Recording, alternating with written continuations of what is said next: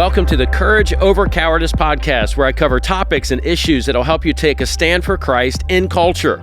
More than ever, followers of Jesus need courage to stand up, speak up, and to live out their faith, because people need to know that there's a God in heaven that loves them, and it is His truth that sets people free.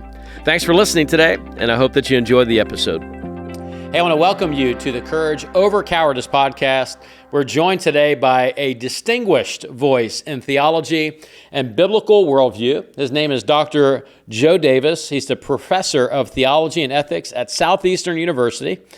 He's a respected scholar, a compassionate communicator, and he helps believers understand complex cultural issues through the lens of Scripture.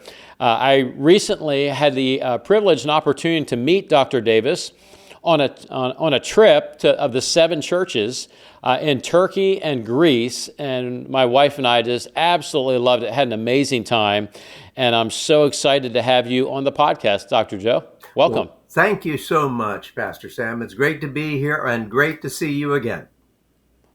Awesome. So in this episode, we're tackling some of the most pressing and controversial topics of our day, and we're going to talk a little bit around gender identity, the made-up word gender identity, and homosexuality. What does the Bible say? Why does it matter? Is there a better way?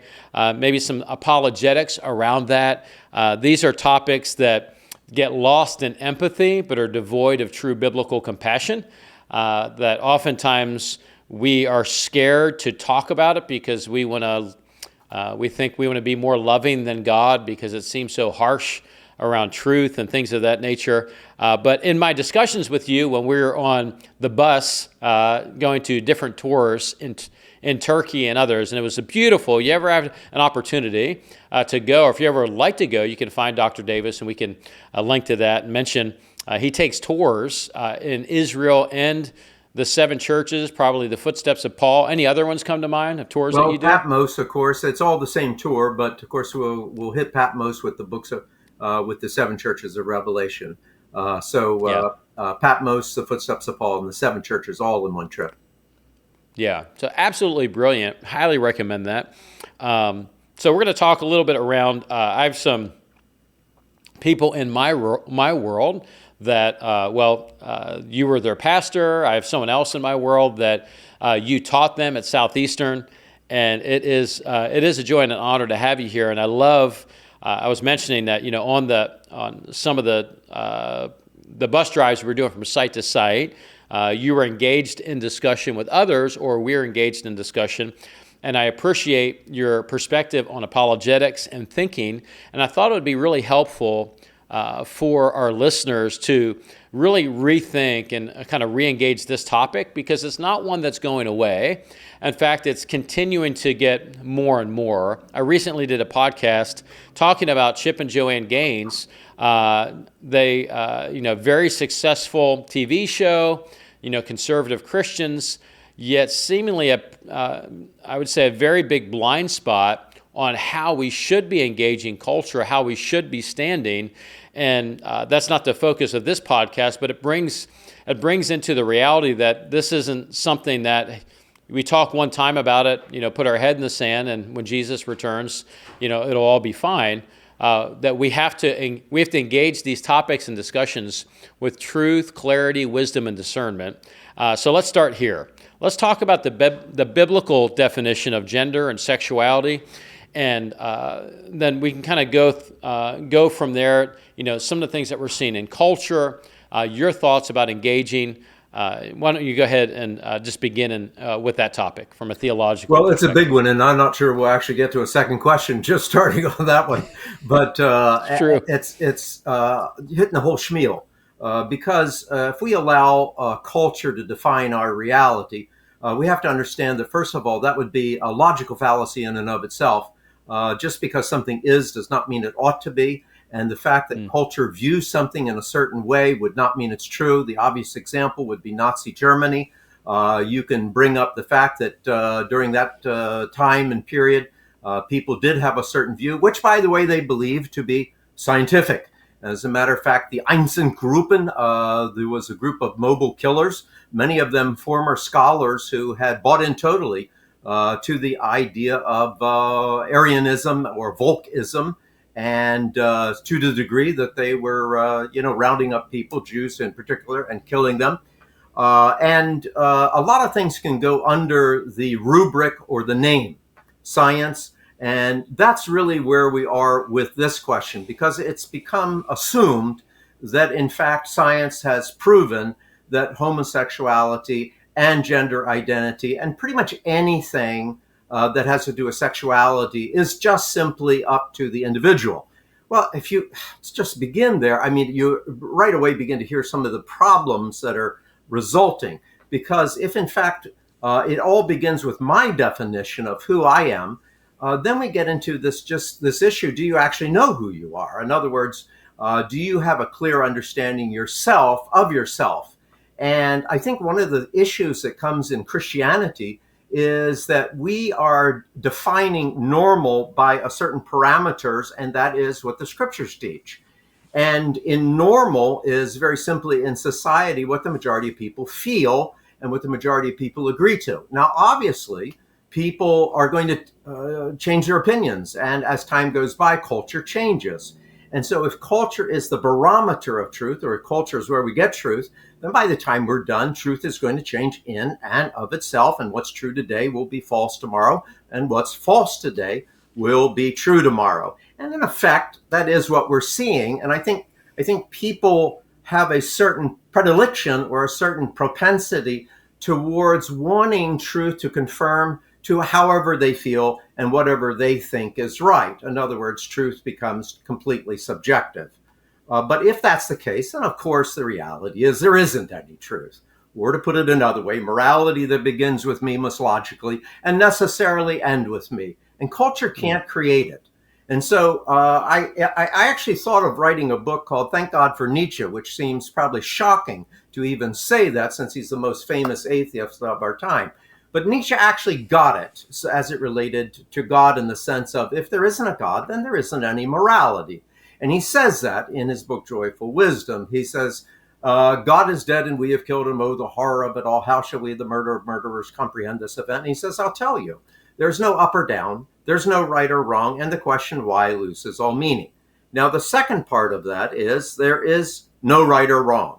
And so if morality is going to come from culture or from the individual, then the simple truth of the matter is it dies neurologically, it dies logically, it dies theologically, it dies in every possible way. Let's take neurologically, which we might come back to later. If you say, well, this is what I think. Well, we all have individual brains and we all have individual DNA. And so if in fact it's limited to the way that I process information in my brain, then very simply, it doesn't extend past that, because you don't have the same brain as I, and I don't have the same brain as you, no matter how much either one of us are intelligent. And so then it morphs into, well, let me tell you the science. And this is the part that I'm going to probably hit the hardest, because I have read so many scientific studies, and I'm just going to tell you that if you think that science tells you that determinism is exactly what's occurring as we relate to sexuality and gender identity, I'm going to tell you it's just simply not true. There isn't the evidence for it. And there's all sorts of information bringing it into question. I'll hit one right off the bat. It used to be said that, that people are born gay and that's that. There's no argument. And pastor, to even argue against it, you were immediately deemed as homophobic. How dare you even suggest anything like that? Well, that seemed like it really worked pretty well until certain studies began to whittle away. Now, if you'll notice very interestingly enough about studies on gender identity, they're couching the terms. And I'm going to tell you why. I don't know if the people know this. The main broadside that occurred to the deterministic argument was, in fact, the Pollard study. And the Pollard study was done on the homosexual community to find genetic factors as it related to homosexuality. And the thought was, all you really need to do is show the genetics to show that people can't really argue against their genetics. Well, the whole thing blew up in their face.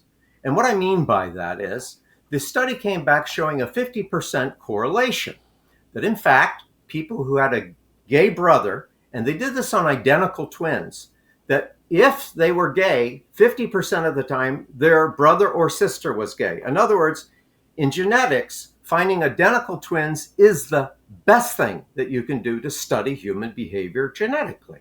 In other words, looking at identical twins works really well because the DNA is 100%. Now, there's other things that might ameliorate or factor into the equation. For example, fingerprints are not the same. So even if you have people with the same DNA, their fingerprints would be different. Fortunately, otherwise we could never know if a murderer comes from, if it's an identical twin. We'd never know. Anyway, to make a long story short, they did the study. 50% came back. Well, the study immediately came into question. And the reason it came into question is because you isolated the study to one group, namely those who were identifying as gay. And so what occurred is they expanded the study. And Pollard and Bailey, the authors of the study, agreed. They said the study has to be expanded. And so they expanded it to all the birth records in Australia. What they found was that, in fact, the correlation was 20%. It was not 50%. In Sweden, a similar study was done. And again, it came back around 20%. And so what occurred is, and I want you to hear, and I want everyone to hear this, if you think studies show that your genes make you gay, all the information says the opposite. Let me say it as clearly as I can. All the information says the opposite. Now, what is the rate of homosexuality in the United States? UCLA says, last study I looked at, around 3.8 to 4.5%. And so is 20% higher than 3.8 or 4.5? Yes. And so what is being indicated by these studies? It's showing that there is such a thing as propensities. And in fact, I'm going to say that we've even done numerous studies on lots of different types of propensities. And they do show correlations. Now, what do I mean by that? If you've been sexually abused as a male or female, you have a higher propensity towards homosexuality. As a matter of fact, according to New England Journal of Medicine, the average age of homosexuality intercourse would be 12.7. So if you're not good at math, 12.7 is kind of young. And that would indicate something's going on, like molestation. Studies have been done on molestation and correlation to homosexuality. They find that, in fact, there is some correlation. Now, the old adage is true. Correlation does not equal cause. That's correct. And so what we find is that we see numerous propensities around different types of things. For example, even the idea of low testosterone or high testosterone in females. We notice that there's an increase in homosexuality among athletes who have, like, say, female athletes. I had a lady come to Southeastern and said, I'm just so tired of being hit on. I want to go someplace where, in fact, I'm not going to be hit on as a female. Now, the problem with all of that is these are generalizations. And so the problem with all generalizations is that they are general. And so what we mean to say by this is that, in fact, it is true that there are increased propensities that we're finding both environmentally and biologically. So with the Pollard study, we see a propensity. But here's what's interesting.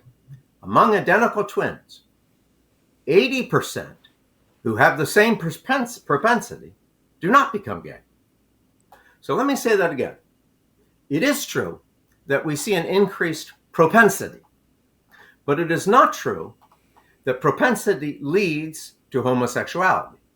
Or to put it another way, genetically, we can show without any question that 80% of those in all of these studies, except the very first study, which was a limited study, show that, in fact, they have an increased propensity. Now, why is this important? I'm going to say all of us have different types of propensities. There isn't anything that you can name that I can't show you a propensity towards. If you say arson, we can show you biological propensities there. Even kleptomania, we can show propensities.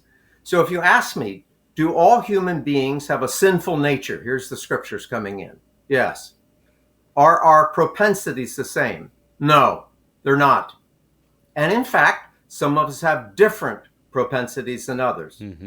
But it is a bad argument to argue that propensity equals determinism.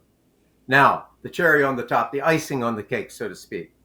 numerous studies have been done in the area where I also work. I work for a place called, well, let's just say I work with foster care children. And we have 7 facilities going on 8. Is there an increase of homosexuality among foster care children? Yes, it's been documented.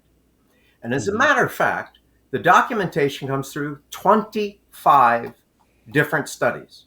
And of those 25 different studies, it shows one thing: the lowest rate of homosexuality among those who have homosexual parents is 16% in these studies. The highest rate is near 50%. This is a dramatic environmental factor that is being shown. In other words, if in fact it is solely your biology that makes you gay, then in fact we have trouble explaining an environmental influence that seems to catapult all of the statistics. And so just the opposite seems to be true, or more correctly, the simple explanation is going the way of the dinosaur. Let me say that again. The simplistic explanation is going the way of the dinosaur. And if you listen very carefully to explanations of scientists on homosexuality, here's what they're going to say: it's multifaceted. Well, I don't doubt that it is. But you have to understand what that means is there is not a direct cause that's biological, that is deterministic. The best thing that we can show is propensity. Now, having said that, how are we to respond, and how are we to look at this as Christians, as a pastor? Well, I was a pastor for 19 years, and we have many people come through. And in fact, I married numerous couples, and of course we have been told that people can actually change. I'm afraid you're going to have to tell that to the people that were married by me, who are still married, and in fact are existing in a heterosexual relationship. Now, perhaps people would say, well, maybe they're bisexual. Well, here's the point I'm trying to make. If in fact you can't show a direct cause, then in fact what you're saying is it's a little bit more complicated than we first believed. And so propensity does not equal determinism. And here we throw in a biblical theological element. Sometimes I've read studies about how animals are gay. That's true. I'm not disputing that. 2 points on that. First, we don't get our morality from animals. I could say many things about that to help us come to that conclusion, I think. Number 2, the whole idea about morality is that in fact there's choice involved, that we have the ability to say no to those impulses within our own bodies which may seem to dictate the terms of our behavior. And what makes morality is the ability to choose and to say no. And in the Pollard study, we actually see that occurring, that even those with the same DNA makeup, in 80% of the time, make a decision not to be gay. So my final thought on this is what we're really talking about is not determinism, but what we call compiled propensities. And I would argue this way, that the more that in fact we have a propensity piling up one upon another, the greater the likelihood. But that's still not determinism. And what makes me the person that I am and who I am is that I believe there is a law that doesn't come from me, a law that which is greater than me, that in fact calls me to submit to it. And without that law, I don't know that there could be a law, because morality that begins with me must logically and necessarily end with me. And for sure, I'm not getting it from culture. That's not happening. Well, sorry for that long rant, Pastor. No, that's great. No, that's a great rant and really helpful. You know, as you were sharing that, I was thinking about, you know, you're talking about propensities, is desire towards sin, the sinful nature. A couple of things came to mind. A friend of mine, Dr. Frank Turek, has said before that science doesn't say anything, scientists do. How we interpret the data, and there's this great desire. I remember when I was in high school, and that was a few days ago. I had hair, I was younger, and I remember having these debates in my biology class, during class and then after with my biology teacher, related to the genetics of homosexuality and, you know, these different lifestyles that obviously the Bible condemns, because God wants what is best for us, human flourishing according to his design. and there's a lot of emotions that come from this. And I remember it was even at that time that I was saying, but it doesn't show that. She said, well, what if it does? And I was like, well, what if the sky turned into cheese? What if, Yeah. What if I became an aardvark in the next 3 seconds? Right. Yeah. Yeah. And I remember having these debates, and it's interesting because it seems like in many ways these debates haven't changed. And since they've changed by saying, we came to the conclusion that has all happened. We threw some studies together. It's all genetic. So the reality is that it hasn't changed. It's the desire to persuade people with information that's not correct has grown. And I guess the question is that I'd like to throw at you, and I just want to say one more thing around this. Why is that? Okay. What is happening within culture as we see these philosophical, these worldview shifts? We see it in the younger generation, where there's astronomical numbers that are being suggested that they identify as LGBTQ plus. In fact, I recently read, I can't remember her name. There's a pop star who had come out and said she was lesbian. She was whatever her pronouns were, this and that, and she just fell in love with a young man. And she came out and she said, she's very popular. Her name escapes me at the moment. She said, I was pressured when I was younger to be a lesbian. And they told me I was a lesbian. And so I kind of went with that, but that's not who I am. And it goes with what you're saying. This is very famous, not a Christian, but just coming out and saying, maybe there's propensity, there's conditions, but why do you see this is happening at such I would say, an alarming rate? And within culture, what do you think is driving this? What's your perspective on this? Because it's something that we continue to deal with all ages. Well, I mean, certainly the media has taken it on as a civil rights, or what they believe to be a civil rights movement. And so, the idea behind that is anybody who disagrees is clearly a bigot, clearly homophobic, and narrow-minded. And, yeah. I think that's a large part of it. Number two, I think the idea of social media for sure, and the ability to be able to like and dislike ideas. And so there is a culture police making sure that everybody is, doing and saying exactly what they ought to be saying. And so if you dare bring up anything to the opposite, well, you're just a bigot, you're a homophobic. And then when you cite science and you begin to say, well, what about this study, like the Pollard study? I mean, explain it, explain that to me. If people were born gay, why is it that 80% of them with the same DNA are actually choosing not to be? Explain it. And the answer is a lot of times you're just met with frustration and anger as opposed to explanation. And so yeah.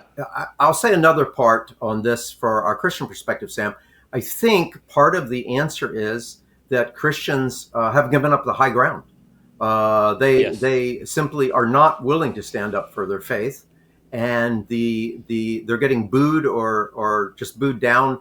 And even if they dare take a stand, people are very, very angry with them for daring to speak. Now, I get it. If you disagree, I can understand why you've become angry. It's more the people on the sidelines, more the people in the peanut gallery that basically are not able to critically think through these things. Example. So there was a study done years ago when I was a pastor in Maryland, and it was a Salk study from the LeVay study from the Salk Institute, excuse me. And it said, and the headlines in the Baltimore Sun, which is notoriously liberal, said homosexuality found to be biological. So I thought, well, that's an interesting headline. And so I read through the article, and it was an article about how the NIH basically the parts of your brain which are examined by the LeVay Institute showed that in fact there was some difference between homosexual and heterosexual males. So this made the front page of the paper, and everybody went, oh, okay. So you had quoted somebody. I would quote a philosopher named Ludwig Wittgenstein, and he said the problem with modern society is that they believe that a description is an explanation. Well, this is a perfect example of that, because upon further review, what occurred was that in fact they had not examined live people, but cadavers, and this particular area of the brain changes as a result of mortality.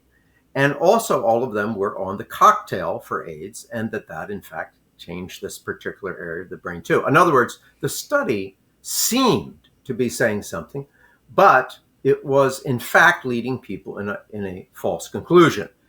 I will give credit to Balmer Son. They did manage to have a not reprint, but a retraction, and they put it on page 4. Now there it is. As they always do. That's the difference. The retractions on page 4, the headlines on page 1. And so I think that people uncritically accept information, and basically, if it has the name science attached to it, and you can even see it in commercials, it's sort of cute and sort of funny, scientifically proven. And they have whatever it is, scientifically proven. And so, again, it's just like, okay, what do you mean? What do you mean by that? What is the size of the study that you're looking at? The size of this particular study from the LeVay Institute, the Salk study, I'm getting involved, the Salk Institute's LeVay study was extremely small. I mean, it was incredibly small. And so to draw conclusions from this, at best, it could only be a preliminary study. So the long answer to your question, Pastor Sam, is that, in fact, I think that it's a spiritual battle. I think that truth itself has a spiritual component to it. And I'm going to tell you, there isn't any question Jesus felt the truth had a spiritual component to it. Yeah. So someone's listening to this, and there's a couple different perspectives that I want to lean into for a moment related to gender identity, homosexuality, lesbianism, whatever, the terms you want to use within that we see as being foisted or pushed upon culture from a very young age, from the moment that kids are born. You go to any library and you see all of these books around, gender identity or sexuality, and talking about all the different ways that you might be in the wrong body, and so on. And I look at that and I say, I posted my story yesterday. There's a study that was done recently, and you got to be careful with studies because studies say lots of things, but a study that was done recently that showed, not surprising to me, and wouldn't be surprising to you, but would be surprising maybe to a large part of culture, even Christians. They said LGBTQ++ youth are more likely to bully others rather than be bullied. Interesting. Yeah. So, we think, okay, you're unloving, you don't have empathy, there's not enough, people don't, they love Jesus, they just hate the church, and all these really asinine things from my perspective have been said that are don't stand under the weight of any scrutiny, but say, it's because we're mean, they're being bullied, and so on, and yet you begin to see these secular studies saying, actually, that's not happening. We see an assault on truth, and when I look at these things, I say, my heart goes out. You pastored for many years, you still pastor, but in a different context, and your heart goes out, and you want to help people. And so, what do you say to the pastor and to the Christian that says, you know what, they're beat up all the time. We don't want to beat them up. We just want to love people, and they'll eventually, kind of get it. Maybe we'll have a conversation, but the Bible is kind of questionable on that. The word for homosexuality wasn't even in the Bible until 1940. So there's all these arguments that are thrown. So maybe kind of talk us through that for a few moments. Somebody's listening, like, yeah, but, and I'm not. Just how should we be thinking as Christians, as pastors, leaders, as the everyday? Yeah, it's I think a great question. Maybe the best question that we can talk about for those who who really truly care for people who are in the gay community, or whatever acronym we're going to use. And certainly I think many of us care and love for the people. And what occurs is there is a desire to embrace as opposed to talk about what do the scriptures teach. I understand, but I cannot agree. And what I mean by that is I don't think that truth is up for a vote. It's not how many likes we get. And if it is, then I'm done. I don't really, there's no logic to that. There's not the possibility of logic. And so how do pastors respond? How do Christians respond? And I think that the scriptures say it perfectly, speaking the truth in love. We don't want to err on either side. In other words, in my own congregation in Maryland, we had a number of people who were from the gay community coming to church. You know, to a certain degree, with me having my Ph.D. in apologetics and talking about these things rather openly and bringing the studies and reading the studies, you know, a lot of times the people would say to me, Dr. Davis, I'd never heard that before. I didn't know that. No one's ever told me this before. And so I think the first thing that we want to do is begin, how shall we say, at the very beginning, to sound like the sound of music here. But we begin with, what do the scriptures teach? And I've heard people say the scriptures don't have anything. I truthfully don't have any idea what they're talking about. I mean, I read neither do they, but yeah. I'm flabbergasted. I'm absolutely flabbergasted. I've heard people say, well, Jesus never talks about it. Well, Jesus never talks about setting dogs on fire. So what is your point? Does that mean you can set dogs on fire? Wouldn't it be more correct to say that since Jesus refers to the scriptures as the word of God, as he speaks of them as inspired, that we would look to the Old Testament for that idea? And as a matter of fact, what most people probably don't know is throughout the entirety of the New Testament, when people are speaking about the scriptures, they're talking about the Old Testament, because the New Testament is being in the process of being written. So, you know, they assume that it's true. And so I think we really have to come down on, what do the scriptures teach? Okay. And I think that's where we have to begin with everything. And if we don't have God speaking on it, then the bottom line is we're just worshiping our own ideas. And I'm going to sound a little heartless here or dogmatic in this sense, but I'm going to say, if you're really just worshiping your own ideas, that's called idolatry. That's how all idols start. They begin in the heart and the mind, and they proceed from there to the shapes that we make them. So God's very clear about all of this. Thou shalt have no idols before me. And anytime we bow down and worship our own ideas, then in fact, it's just another form of idolatry. And so simply put, when we get to topics like this, it may be uncomfortable for Christians to speak about these things. But the only thing that evil needs to succeed, to quote Edmund Burke, is that good men and women say nothing. Now, let's go to the therapeutic. Having talked with many, many, many people, I'm going to be honest with you. There's a lot of destruction. And how did so many gay people come into the church that I pastor? Truthfully, they came in through our addiction program. And I didn't know this until we started our addiction program, the number of people that are in addiction in the gay community. It's rather high. And so they just started wandering in, they get clean. And how did they get clean? Many of them came to my house. We took them in. We got them clean. We got them fed. We took care of them.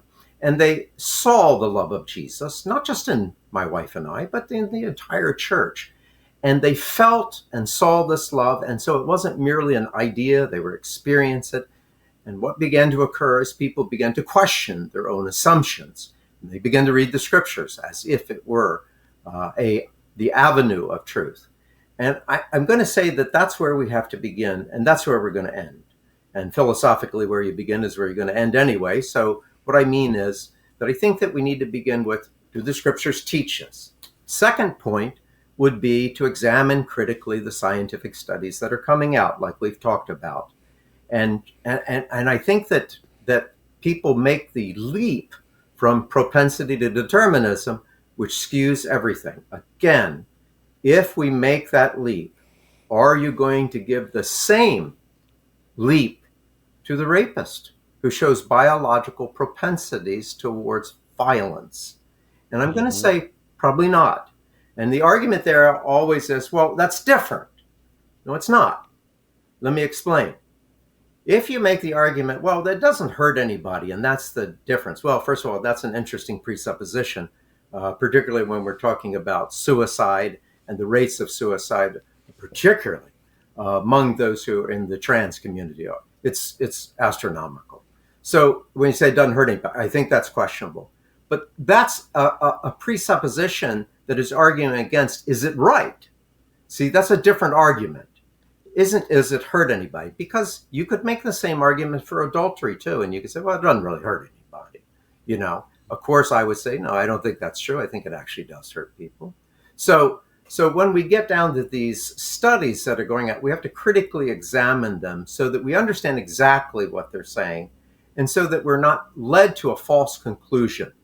A description is not an explanation. It merely describes, and we need to unpack it to understand it. Example, there was a study done not too long ago about pornography, male and homosexuality, and it showed that, in fact, that in your brain, if you're gay, that you are attracted to male pornography. Well, no duh. I mean, not to be insensitive here, but really? Okay. But let's go on a neurological level a little bit more deeply. This is some deep, this brainy stuff, shall we? So here it is. Well, isn't it true that your brain creates new synaptic connections? And that in fact, that if you do any habit long enough, that in fact it would create a synaptic connection. AKA the most famous of them all, perhaps, Pavlov's dogs. If you ring a bell at the time the food is going to be presented, what happens is the dog begins to salivate just at hearing the bell. There you go. We have neurological activity that is showing that, in fact, that the apprehension of the idea in the brain can occur as a result of new neurological connections. And so to say that there are evidence that, in fact, gay men are attracted to gay porn, well, I'm not even sure what a person is trying to prove by that point. All you've really told me is Pavlov's dogs and what we call neuroplasticity, that neurological activity is going to occur as a result of pleasurable instances, Pavlov's dog being in fact, the idea of that's food, it creates a pleasurable response and the brain responds to it. The brain isn't necessarily saying it's okay, needless to say. And here's the question. Could we find similar evidence of things that are pleasurable, that are even, how shall we say, far more horrifying to us, like pedophilia? By the way, that's an interesting study that people ought to look into. You should see the neurological activity there. But I don't think you want to argue that just because pedophiles are turned on by pornography that has to do with children, that it's okay. And again, they say, well, no one's being hurt. Here's the point. You're mixing the arguments. If, in fact, you believe that it's caused by your brain, then you can't argue the effect for the cause. Yeah, so a lot of great thoughts within that. And I think that brings us around to this idea of what is true. Some of the old adages that we've heard that are still prevalent. You see them on bumper stickers. You see people share them. And you kind of spoke to it. You said, well, how does this hurt anyone? Love is love. And it's sort of like saying water is water. Well, sort of. You can get some water from the toilet, some water from the sink. It's water, but it's very different. The outcome from drinking it is going to impact you in a very different way. Good. And I think I think one of the challenges, within the church, our desire is great, and that we want to love people and help them find freedom in Jesus. We don't want to elevate, in one sense, one sin over another. We've all sinned, and we all need the grace of God. That's not to say that some sins aren't worse than others, because that's objectively untrue. Yeah, right. All sin will lead us to hell. It's missing a mark, going away from God's design, God's best. True. But we have to speak to these issues because we are being told on every level of society, from government to all of the institutions, to every TV show and every commercial, that this is normal, this is good, and this should be acceptable. Yet God's word says it's not normal, it's not good, and it should not be accepted. And so within this, we're faced with a conundrum. How then shall we live? How do we interact with people? So I guess just going on that same thought for a moment, someone has a friend that's struggling with transgenderism, homosexuality, right, a neighbor, maybe even a child. What's some advice that you would give them? You're a pastor, you're a leader, you're a counselor, you're a mom, you're a dad, you're a friend, whatever that is. What's some advice that you would give to someone that's going to be tempted to try to outlove God, to say, well, that's really unloving if I say all of these things, and devoid truth from love? What's some things that you would suggest you've had a lot of experience in this with a lot of different people, that you would recommend approaching these topics and these individuals? Yeah, I would say, first of all, to understand that people are complicated, and people believe what they believe and do what they do for all sorts of reasons. And so I think the first thing is what I call incarnational apologetics. Go to where they are, not to embrace what they're doing, but merely to be there. And then begin to listen to what they have to say. A good example of this is a young lady came to see me when I was a pastor. And she said to me, I don't like gay sex. And she was a lesbian. And I was like, well, aren't you a lesbian? And she goes, yeah, I am. I said, she said, but I don't like the sex. And I said, well, okay, you got to help me here. What's going on? And then she said it. And this is a perfect example. She goes, I was sexually abused every day from the time I was 8 till the time I was 12.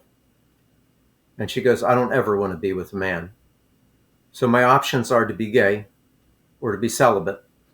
And so I've decided that I don't want to be alone the rest of my life. Okay. There was a lot more to that story than simply I was born gay. And I think one of the things that I've done, Pastor Sam, that has helped, particularly when I was a pastor, is I would listen to the story. Tell me your story. Tell me about it. Okay, tell me your story. Again, the prevalence of abuse is remember the New England Journal of Medicine study, 12.7 is the average for a homosexual male. And so, by the way, 15.7 was the heterosexual. And so there's stories there, lots of them. And so I think listening to the story and then presenting another option and saying, well, basically, how's this working for you? And what I have found as a pastor is that many people have said, I just don't believe I can change. And so that's when we began to unpack more the biblical and then the scientific even. Well, what if I told you that there were studies done on genetics and that 80% of the people born with the same genetics actually chose not to? And present the opportunity. I was speaking at a church, I think it was in Michigan somewhere. And after I got done, a man came up to me, just wrapped his arms around me and started crying. And he said, I didn't know that there were any other possibilities. But today you've given me hope. And so good. I think that's what I would suggest. I would say, go there, be with them and talk with them, find out. I think in many instances, there's some complicated stories, and frankly, heartbreaking stories. And so that would be my admonition, my advice, but never ever pretend that truth is up for a vote. It's not. It's just simply can't be. Yeah. So as we kind of bring this podcast together, it's been fantastic. And I'm going to have you back in the future to talk about morality and ethics and the existence of God. Sure. If you're willing to come back on, because I think it'll be brilliant. But speak to this final issue. This is a big one. because what we see untethered empathy. I don't prefer the term empathy. I think it's complicated. It's been weaponized in different ways, but we see compassion that is, bleeding heart, like I feel so bad for you, I love you. And, on the other side, someone's like, hey, if you don't agree with me, I'm going to kill myself. We see this emotional blackmail. Yeah. In fact, we see this within the community where I know this from experience and dealing with a variety of people, that some older people in the community will tell younger people that are struggling with their sexuality and their identity, tell your parents, tell your pastors, tell those people that you'll kill yourself if they keep saying. And so this is an intentional, manipulative tactic to get you to agree. And so we hear things like, but we need to be loving. And I like to say, but love can be evil. And people are like, oh my goodness, what do you mean? God is love. How can it? It's like, no. The Bible says, do not love the world or the things of the world. If it's directed toward the wrong thing, and actually, we're told not to love those things in that way. So maybe to speak to, as we kind of bring this together, real simply, I think in my opinion, most pastors aren't just woke and terrible theologians and progressive Christianity. There's a lot of that.